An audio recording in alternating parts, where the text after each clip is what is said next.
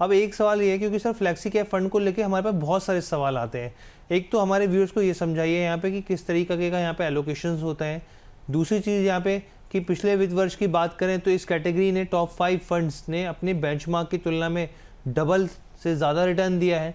अब आगे की किस तरह की उम्मीद करनी चाहिए नए निवेशकों को, क्या नए तरीके से यहाँ पे फ्लेक्सी कैप फंड में वो निवेश कर सकते हैं, और अगर आप कुछ फंड के नाम सुझा पाएँ कि ये फंड अच्छे हैं फ्लेक्सी कैप फंड, यहाँ पर निवेशक देख सकते हैं, तो सर जो सवाल है उसका जवाब सर।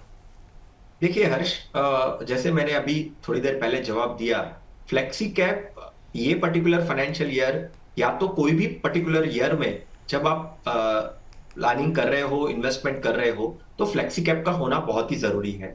फ्लेक्सी कैप क्या करता है? फ्लेक्सी कैप फ्लेक्सिबिलिटी देता है।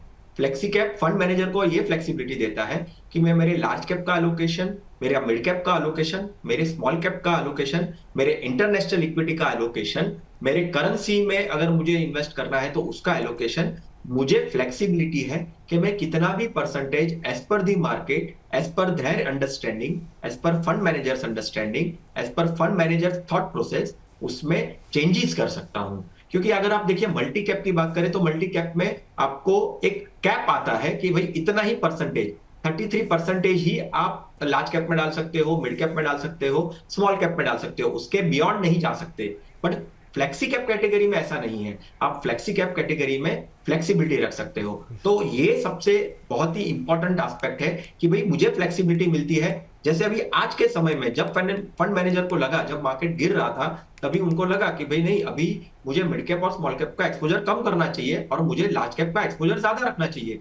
तो मैंने लार्ज कैप का एक्सपोजर बढ़ा दिया मेरे फ्लेक्सी कैप फंड में, फंड मैनेजर ने उसका एक्सपोजर बढ़ा दिया। इसके लिए यही ब्यूटी है कि भाई फ्लेक्सी कैप मेरे पोर्टफोलियो में होना चाहिए। और आगे जाके मुझे लगता है कि अगर आपका टाइम होराइजन 7 साल और 7 साल से ज्यादा है तो डेफिनेटली फ्लेक्सी कैप कैटेगरी आपके पोर्टफोलियो में बनती है। ठीक है सर, बहुत अच्छे से आपने जवाब दिया। और इसी बीच एक और कॉलर मुजफ्फरपुर से अवनीश चौधरी जी हमारे साथ जुड़ गए हैं। चौधरी साहब स्वागत है। नमस्कार सर। कैसे चौधरी साहब आप?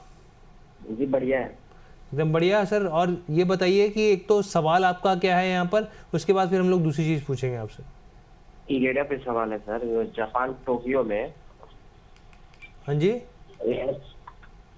जापान एसबीआई का कुछ लोन बुक का हुआ है इरेडा के साथ करार, तो क्या मूवमेंट आएगा क्या इस शेयर में? सर आपने जो हमें सवाल भेजा था वो बेसिकली यहाँ पे शेयर मार्केट का नहीं भेजा था, आपने म्यूचुअल फंड से जुड़ा हुआ भेजा था। Okay okay sir. तो आप म्यूचुअल फंड से जुड़ा हुआ सवाल पूछिए। स्टॉक मार्केट के से जुड़े हमारे बहुत सारे शोज जाते हैं, वहाँ पूछ सकते हैं वो सवाल, आपको जवाब भी डेफिनेटली मिलेगा और हम लोग आपके सवाल को भी कन्वे कर देंगे टीम को। लेकिन अगर आपका म्यूचुअल फंड से जुड़ा कुछ सवाल है तो बताइए सर। सर मुझे पीएसयू डिफेंस सेक्टर में 5,000 पर महीने एसआईपी करना है, प्लान कर। क्योंकि आपने एक हमें जो सवाल भेजा था कि 5,000 रुपये महीने की एसआईपी 20 साल के लिए आपको करनी है, कोई अच्छा फंड जानना चाह रहे हैं आप कि कहाँ निवेश करें, यही सवाल था? जी जी सर। ठीक है चौधरी साहब, हम लोग आपके सवाल का जवाब सर से पूछते हैं। आपके हिसाब से सर क्या सलाह रहेगी यहाँ पे? 5,000 रुपये महीने की एसआईपी 20 साल के लिए करना चाह रहे हैं, कोई फंड का नाम सजेस्ट कीजिए इनको। देखिए, पहले तो अगर वो उनका टाइम होराइजन उन्होंने कहा कि इतना लंबा है, 20 साल के लिए है, फ्लेक्सी कैप कैटेगरी काफी अच्छी है, हमने डिस्कस भी किया। परक परिक का फ्लेक्सी कैप फंड काफी अच्छा है। पर हाँ, पहले आप कोई एक पर्टिकुलर वित्तीय सलाहकार से आपका एक रिस्क प्रोफाइलिंग कर लीजिए, टाइम होराइजन और आपका जो ओवरऑल फाइनेंशियल गोल है वो सब निश्चित करने के बाद ही आप ऐसे फंड्स में निवेश करिए। पर हाँ, अगर मेरी राय पर्सनली आप पूछोगे तो flexi cap point of view से पराग परिक का फ्लेक्सी कैप एक अच्छा फंड बन सकता है। ठीक है सर, आपने इनका जवाब दे दिया, मुझे लगता है संतुष्ट हो गए। और रामू यादव जी देखिए जुड़ गए हैं हमारे साथ। मैं सोच ही रहा था कि रामू यादव जी आज क्यों नहीं आए, रोज़ाना हमारे साथ जुड़ते हैं, हमारे लॉयल व्यूअर हैं, और आज वो जुड़ गए हैं। बहुत बहुत स्वागत है रामू यादव जी आपका। अब सर एक सवाल आपसे ये भी है मेरा कि देखिए म्यूचुअल फंड में निवेश के लिए एसआईपी और लमसम, यहाँ पर किस तरीके की रणनीति बनानी चाहिए? बहुत सारे निवेशक ये सोचते हैं कि जब बाजार गिरे तो लमसम लगा दीजिए यहाँ पर, और लेकिन कई बार ऐसा भी होता है कि इसका उल्टा हो जाता है, बल्कि और जो पैसा होता है वो और नीचे चला जाता है यहाँ पर। इस तरह की चीज़ें देखने को मिली है अमूमन, हालांकि लॉन्ग टर्म के हिसाब से वो चीज़ें बदलती दिखती हैं, लेकिन एसआईपी वर्सेस लमसम कहाँ देखना चाहिए? और अगर इसमें परसेंटेज देखनी हो कि अगर नहीं आपको लमसम इतना परसेंटेज कर सकते हैं तो वो कितना होना चाहिए?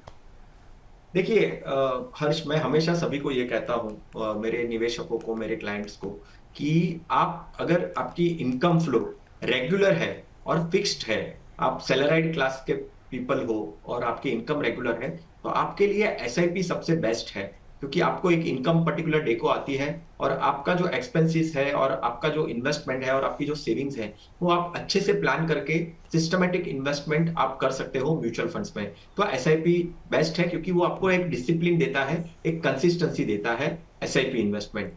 अगर देखिए, अगर आपको कोई पर्टिकुलर बोनस मिलता है, कोई पर्टिकुलर इन्वेस्टमेंट की मैच्योरिटी मिलती है, कोई लमसम अमाउंट आपके पास आती है, तो लमसम इन्वेस्टमेंट डेफिनेटली आप उससे कर सकते हो।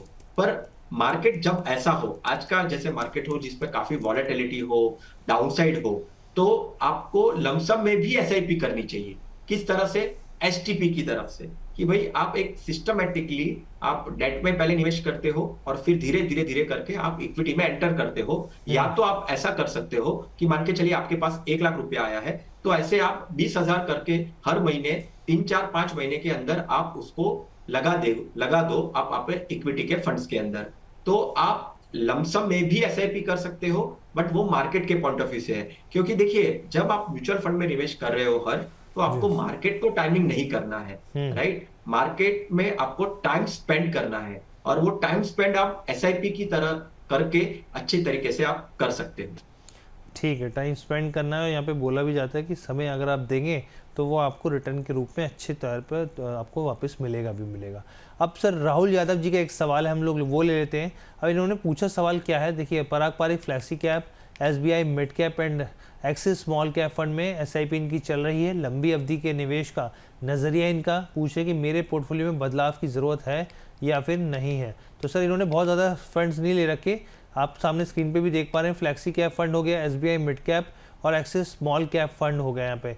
तो इन्होंने बेसिकली कैटेगराइज करने की, डाइवर्सिफाई करने की कोशिश करी है, लेकिन हाँ, आप सजेस्ट कीजिए सर क्या सही रहेगा।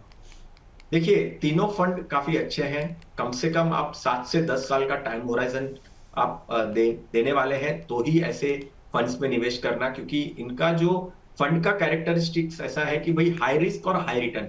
क्योंकि एक मिड कैप है, एक स्मॉल कैप है और एक फ्लेक्सी कैप है, तो हाई रिस्क हाई रिटर्न वाले रिस्क प्रोफाइलिंग में वो जाता है। तो आपका टाइम होराइजन अगर 7 साल, 10 साल से भी ज्यादा है, तो ऐसे फंड्स में निवेश करिए। देखिए, और ये भी चीज समझनी जरूरी है इनके लिए कि हर्ष, देखिए, मार्केट बहुत ही वॉलेटाइल बनता है, होता है और रहेगा भी।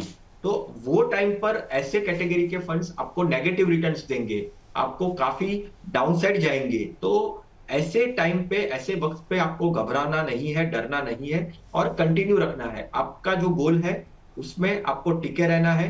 टाइम होराइजन लंबा है तो ये कैटेगरी बेस्ट है, और आपने जो फंड सिलेक्ट किए हैं वो भी काफी अच्छे हैं।